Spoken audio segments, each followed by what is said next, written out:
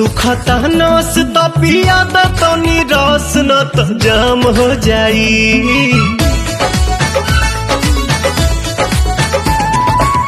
सुखता नस त पिया द तनी रस न त जाम हो जाई, न त जाम हो जाई। ए राजा चलो ना पिपरवा के तरवा ओही जैसा ना काम हो जाई। ए राजा चलो ना पिपरवा के तरवा ओही जैसा ना काम हो जाई। जानी बात टरकाव यही लागे ढरकाव रनिया जुरी में उठावा के पानी।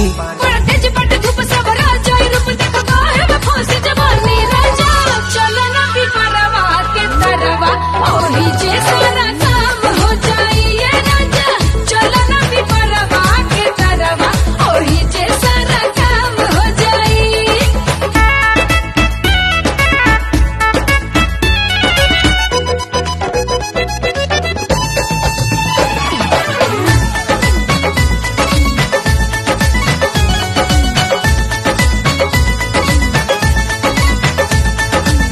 ओढ़ा के ओढ़निया तू काटे दाना चनिया, तुहरो के आई मजा ये हो मोरे धनिया। ओढ़ा के ओढ़निया तू काटे दाना चनिया, तुहरो के आई मजा ये हो मोरे धनिया। नशा में नतीजा कुल बिगाड़ देबो हो, सारा इज्जत के बेइज्जत में लसार देबो हो। कहीं इतना डेरालू तू तो झूठे अगर आलू रानी कहतानी बात हम सही।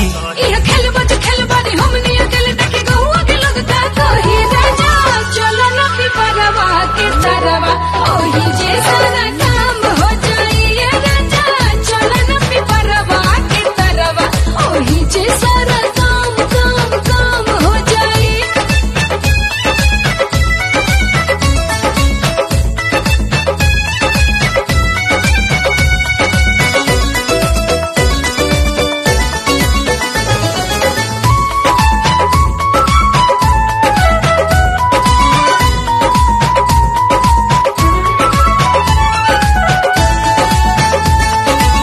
गाल धके मस कब तबे जाके घस कब, सपना में देखल चीज सोझावा से चस कब। गाल धके मस कब तबे जाके घस कब, सपना में देखल चीज सोझावा से चस मोरे कब। सोना मोरे हीरा तू तो बड़ा पागल आइल, लागे मोना मोना बात कुली बोला तू फाइल। बाटे खड़ा दोपहर मन मारता लहर रानी मनवा के कैसे मनाही।